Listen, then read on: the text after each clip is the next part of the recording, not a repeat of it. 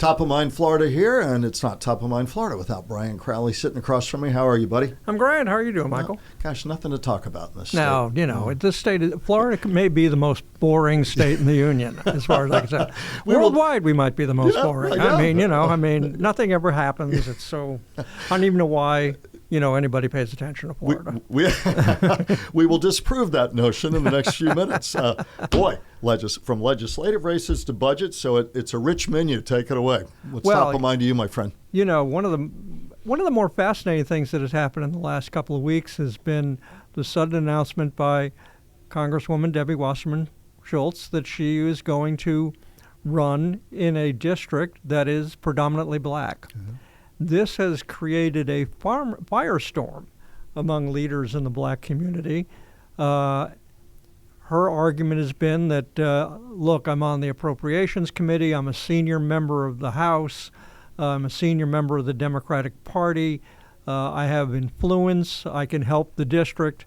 And some black leaders are saying, it's more important that we have a member of our community, even if they're not a senior member, in the House to represent us. It's been an interesting back and forth. I will also add that according to, I'm going to use a word that's very ugly right now, according to an internal poll. Oh, a poll? Poll. Brian said poll. Which I don't, this one I have my doubts about. An internal Debbie Wasserman Schultz poll, by golly, the black community is just thrilled that she's running. Yeah. Well, we'll find out come Election Day. But but it is interesting that you have primary day. Democrats who have been pro-DEI, pro-equal opportunity, pro-blah, blah, blah, et cetera. And suddenly you have a white woman who decides that her best shot at returning to Congress is to run in a majority black district, black and Hispanic district, which created some friction. And of course, all of this, more than a little. Yeah, and all of this comes from our beloved governor, Ron DeSantis, who, in the, drew up his own map for, redistricting the state, congressional which Republican districts. Lawmakers happily approved. So they could get it, which lawmakers approved while he was holding an axe over their heads. And, they approved it with almost no discussion. And so suddenly you wind up with these really weird districts around. And because she's been in Weston forever, Democrat out of Weston, Broward County, for those of you who may not be familiar. And now suddenly is a congresswoman, veteran congresswoman, without necessarily a home, because a lot of hers has been carved up in a way where she's like, well, to be competitive, I've got to look at 20.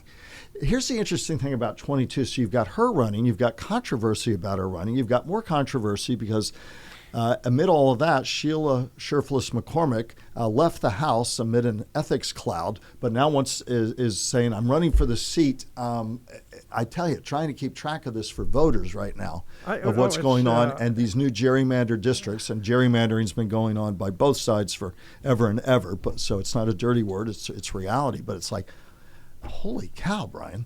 It's going to be one topsy-turvy set of elections this year, and not just in that district. What do you make of all of it? Well, it's one of the things I find interesting about all of this is, you look at Byron Donalds running for governor, African American, and in a majority white / Hispanic catching up state. And nobody's saying, well, how can you be running for governor in a state that's majority white? Race shouldn't be part of the issue, it would seem to me. Obviously, Debbie Wasserman Schultz is being somewhat of an opportunist. She's looking for her best chance she thinks Never of winning. heard of a politician being that. Crazy, isn't it? Yeah, nuts. But maybe we're finally reaching the point where it has less to do about the color of your skin, more to do with your skills and your talents and your standing on issues, and whether or not you bought more commercials than the other guy. That helps in Florida. And that's a good thing if we're moving in that direction. But there's going to be some speed bumps along the way. And even with Byron Donalds and Jerry Demings on the Democratic side, out of Orange County, Orlando, running, either of them would be the first African American governor in Florida history. So even in 2026, we still have that history-making discussion. So to your very good point, maybe it's time that we finally, get past that once and for all. Yeah. And so, but having said that, it's going to be interesting how 20 plays out, and the redistricting piece of that speaks to what happens when suddenly districts are blown up, mid-cycle, so to speak. And for Debbie Wasserman Schultz to now be a lightning rod, you wouldn't have necessarily said that when you started 2026, but the redistricting is going to be a wild ride in and of itself. Well, another interesting thing that happened about a week ago was Donald Trump suddenly said during his cabinet meeting for all of the world to see that he doesn't care about the midterm elections. Well, first, one, thank you. The Democrats are thanking him for that soundbite. Two, he didn't mean it. But but I think to a certain degree he does mean it. He's more concerned about his ballroom than he is. He says he doesn't care because because it helps if they don't go well. I don't care how it turns out, even though you deeply do. But it didn't really matter. So he always sets himself up for victory. Yeah. So if the Dems win big in midterms, he'll be able to say, didn't have anything to do with me. I wasn't involved in it. Right. Yeah. But who the heck knows what's going to happen? But I also think there's a part of him. He's got 2.5 years left in office. I think he's more concerned about being a war hero with Iran, taking over Cuba, building his ballroom, and let us not forget the wonderful UFC fighting. I mean, so for his birthday in June, he's going to have a bunch of guys punching each other in the face. But okay, fine, whatever. Right on the grounds of the White House lawn. Yeah. I mean. Oh my! I want to turn it back. So which was my backwards way of saying if he truly doesn't want to get involved in the midterms, you notice he hasn't had a bunch of MAGA rallies. Yeah. He's mostly got himself involved on the world stage as opposed to the U.S. stage, and so what does that mean in the primaries if he suddenly starts backing off, getting actively involved, and what does it mean in the general election if he's not actively pushing for his favorite candidates? Well, but what puts the fib to that I'm not interested in the midterms is the huge effort, including recently, to make sure candidates that President Trump deemed disloyal were given the boot by his endorsement, whether it was Texas or Kentucky, or the list goes on and on. So we'll see how it plays out. Well, I will say that one difference there is these are guys that were in Congress that ticked him off. I know. Whether he's going to get, like, he supports Byron Donalds. Right, but the point is, he actually going to actively work for Byron Donalds in the in the primary, the August 18th primary? I'll remind everybody, August 18th, when most of the snowbirds are not here, or snowbirds aren't here, and then of course the November election. Well, I'd be curious to see how involved he gets. He seems more interested in the midterms than that statement lets on, but we shall. But then we haven't even seen Ron DeSantis get involved. Well, we shall see. Speaking of, and that's his lieutenant governor is running. Yeah. Please endorse me. I wanted to bring that up and something about Byron Donalds. So a good segue. Jay Donalds, I'm grateful for his support. This was out of Florida politics. They always do such a great job. A.G. Gankarski. The fact that Governor DeSantis hasn't endorsed Collins to replace him isn't stopping that Tampa Republican from tethering his campaign for governor to the incumbent. I mean, here's somebody like, endorse me, please. What the heck's going on? And if you're Ron DeSantis, either endorse him or put him out of his political misery. Say, no, I'm not endorsing you, which in June kind of seems like he's not endorsing him. It's well, you ever seen the like? No, it's weird. The fact that Ron DeSantis is not endorsing the very guy that he picked as lieutenant governor, his lieutenant governor, who's been lieutenant governor for what, a year now, maybe? I've even lost track of what time when he was appointed by governor. Lieutenant governor. And I've just, well, he's only lived in Florida since 2019, but you know, it's classic Ron DeSantis. It's all about Ron. Very strange relationship. He really didn't care who the lieutenant governor is, and as I said before on this podcast, on Top of Mind Florida, you know, we need to pass a constitutional amendment that gives the lieutenant governor a job. Yeah. You know, they have nothing to do unless the governor gives them something to do, other than to check every morning to make sure the governor's still alive. But it is really strange that Ron DeSantis, not only has he not endorsed anybody in the race, but to ignore his own lieutenant governor. So basically, is he saying that Collins is not qualified to be governor? He's not saying anything. Why did you pick him then? He's not saying it's anything. Weird. It's very strange. But it's classic Ron. We'll come back to Ron because there was an interesting article recently about how many, if you think about it, you build up political capital, two-term governor, very powerful governor. How many friends will you leave Tallahassee with? People who will stand by you and be with you for down the road for a presumed or potential eye on 2028 or whatever else may be in his future. I want to talk about that, but first, another funny take. We've got Republicans and Dems. You've got David Jolly and Jerry Demings leading the Democratic pack. As we move on into, August is going to be here like that. Sort of size up for Dems. I read an article earlier this year said all you guys in the media can talk about it and talk about it. It's still a red state, and it's still good for the Republicans to win or lose. But first of all, to Dave Jolly and Jerry Demings, any thoughts there? You don't hear as much from Demings as you would have thought when he first announced. Jolly has been a little more active as a campaigner, it seems. And, my off-the-wall prediction at this point is I wouldn't be stunned if we found the two of them get together and Jolly for governor, Demings for lieutenant governor. It could flip and be the other way, but it would seem the way the dynamic is going right now, it would be more likely that way. But who knows? But they're not raising as much money. Byron Donalds, the last time I looked, was over $80 million that he raised. He's got Trump's endorsement. Jolly's raised, and Demings, they've peanuts compared to the combined peanuts compared to what Donalds has raised. Lots of peanuts. And Jolly in particular is hoping that there's going to be this Trump weariness syndrome, that people are going to want to have somebody who's more moderate, somebody that. Byron Donalds is hand in hand with Trump. There's, he's on Fox News every other day, praising no matter what Trump does.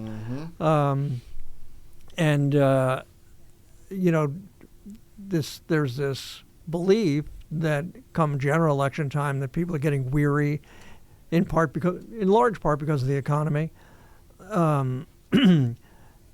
So Jolly's hoping that he can be this middle-of-the-road guy, a former Republican congressman himself, this middle-of-the-road guy who can bring everybody together in peace, love, and joy, and stop the shouting. We'll see. It's as I say ad nauseum, the economy. I've been saying it for decades, and I've been seeing people post pictures of paying over $100 to fill up their tank of gas. They're not posting those pictures because they're happy. Yeah. And gas prices go up and down a little bit depending on, let's see, we're at war with Iran, then we're not, then we're peace treaties 5 minutes away, then we're bombing them again, and then, and there's a lot of instability there that's not going to end before the general election. So we'll see. I just, listening to you talk, I also came to mind, though, the political landscape has changed so much. I remember the day in Florida where, you'd work hard, you'd move up in the legislature. There was a sense that it was your moment as defined by the party elders. I even think back to 2018. I mean, here's Ron DeSantis. It's easy to forget. A little-known North Florida congressman who even then was showing up on Fox every day. Adam Putnam, as memory serves at the time. The guy's been there. Done that. Yeah, and from a well-established, multi-generational Florida family. And it was the reminder then and even now, as we've talked about with President Trump, how politics and that sort of what I just described, that old way you built yourself up, long-time family, long-time service, suddenly with one endorsement, Ron DeSantis rockets from nowhere to governor. And I never forget the establishment in Florida is like, holy cow. And it continues to this day all the way through. One could, I think, argue, could they not, with Byron Donalds. I mean, you're supercharged by the fact still of the value of that endorsement in a way that maybe none of us would have imagined for anybody, not just Byron Donalds, as little as 7 or 8 years ago, how that has changed. And you've covered it all down here, so you see that.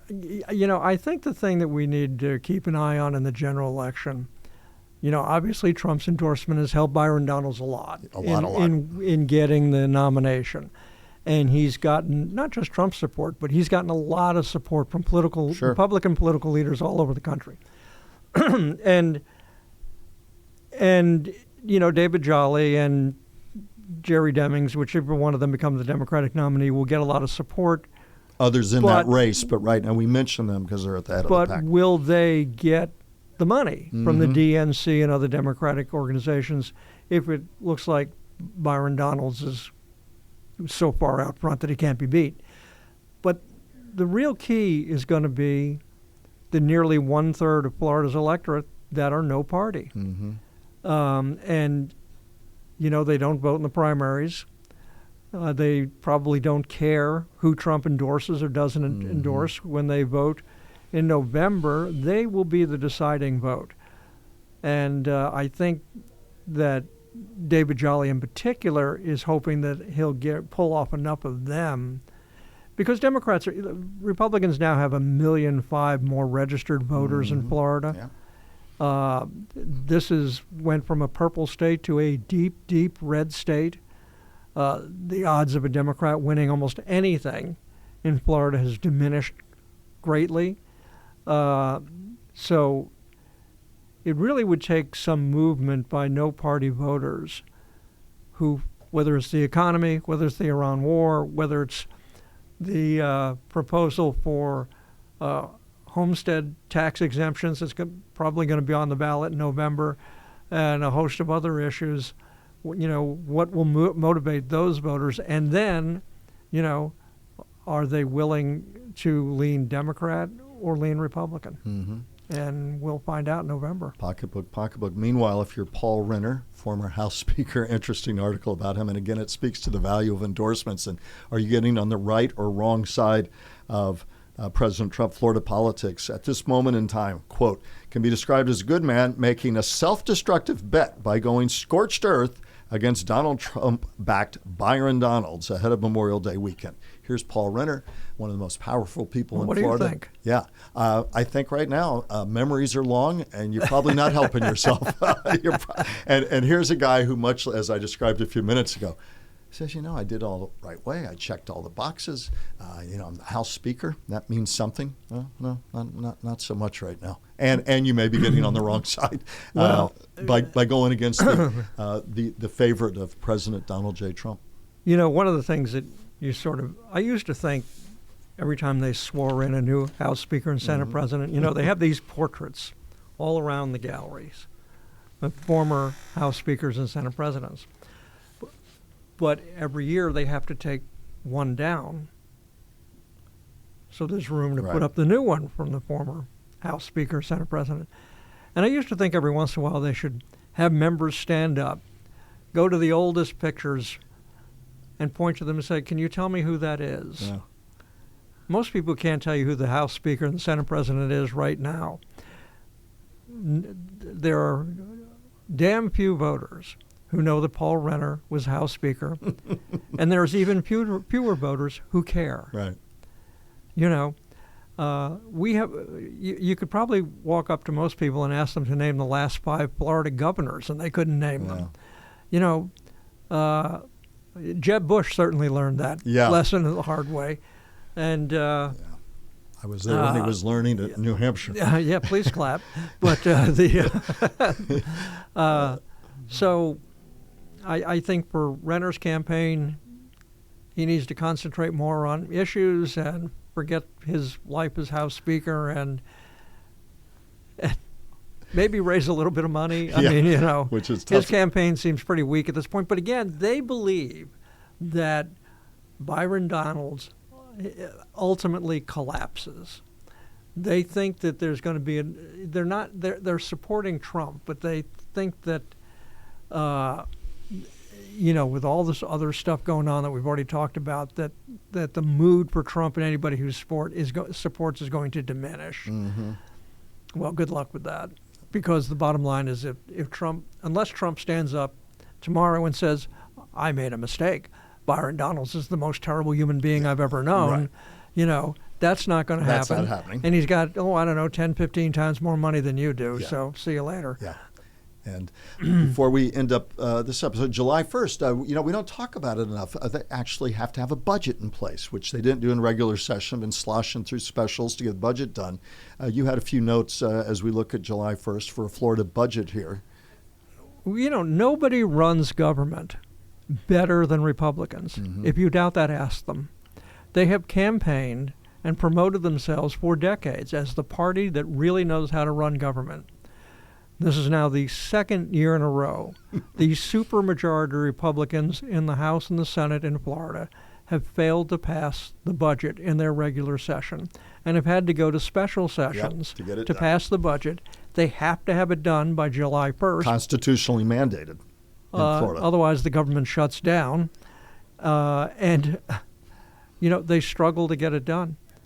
We keep seeing more, they bring more and more power to Tallahassee. They take away more and more power from local and county governments. And, but at the same time, they have difficulty managing their own hallway. So, it's just, okay, fine. They fight over the silliest stuff, too. I mean, it's minor stuff that they squabble over, and you're like, okay. I wanted a final thought from you. Danny Perez, he's still House Speaker. He'll be the outgoing House Speaker. I don't think anybody going in would have seen. He became, he was the one who really led the charge to finally stand up to Ron DeSantis. Your thoughts on Danny Perez? Well, he did this kind of strange thing that you would like to see Congress do. He understood that the legislature is there to be a check and balance to the governor's office. Yeah. Who knew? Shocking, Yeah. Since that's the whole principle of our country. Look, Ron DeSantis pretty much got to do anything he wanted for the first 7 years he was in office. The legislature bowed and scraped to anything he said or wanted. But Danny Perez decided that, I'm going to do what I think is best. I'm not going to do everything the governor wants just because he asked for it. That caused considerable friction with Ron DeSantis, who's not used to being told no. And the two of them don't even speak to each other. Ron DeSantis has gone up to do the State of the State address at the opening of the legislative sessions. He'll turn around and shake hands when he's done with the Senate president, but keep his back to the House Speaker and just walk off stage without even acknowledging that the Speaker's there. Which is about as petty as you can get, but that's where we're at with that kind of thing. But I can remember when it was a lot worse. Can DeSantis count on a political capital and friends who will feel indebted to him when he leaves Tallahassee? He's always portrayed as somebody doesn't make friends easily, will cut you off at the knees if he feels that you're of no more use to him, i.e. Susie Wiles, who's now doing pretty well as chief of staff for the president of the United States. But I was just curious for your take, because in not too many more months that'll be the case. And you're always building up political chits as you look at your political future. What's your take on that? So Secretary of Defense is still not. No. I gave him. We've talked about this before. Yeah, I know. He gets appointed Secretary of Defense in, say, July or August. Suddenly, Jay Collins becomes governor. Yeah. Wow. Okay. If he can do it before the primary in August, then Jay Collins is running as a governor. Okay, but back on planet Earth when his term is done. Thank you, Mr. Machiavellian political I have no idea. prognosticator. He has not leaked a thing about what he wants to. Well, look, the assumption is he's going to run for president in 2028. But you have to build up political chits to do that. I don't think he has them. And his personality is always described as somebody who's not necessarily done that, knows how to do it, And so it's just a curiosity as to what that means when you're trying to cash those in down the road. Look, while much can change between now and the 2028 election, right now people are looking at Marco Rubio, J.D. Vance. If you were having the election today, Ron DeSantis wouldn't even be on the ballot. I mean, you're running against those guys. You know, I think the thing to watch with him is, he's trying to build up his political committees. Yeah. You can kind of live off those for a while if you do it right. But he's given no hint. I don't even know where he's going to go to live. Is he going back to Jacksonville? Is he staying in Tallahassee? Is he moving to Miami? Maybe he's going to move to Palm Beach next to he's also, what's his income? He's made a lot of money while being governor, but what happens next? Is he going to be a lobbyist? He would hate that. Yeah. It's really interesting. I mean, he's got a wife and 3 kids, so he's got to find a place to live, and ain't going to be the governor's mansion. We'll wrap it up on that. Final last word. Well, thank you for watching or listening to Top of Mind Florida. I don't know if you've heard this, but Michael's grandson is about to turn 2 years old. And congratulations to Michael. You see the smile come out of my face. Yes. Yeah. Nobody spends more time with his grandson than this guy right here. Yeah. And his grandson lives in another state. Yeah. So that's why they make airplanes. I'm still working on the part. We're going to close that distance somehow. All right, buddy. Thanks again. Always a pleasure.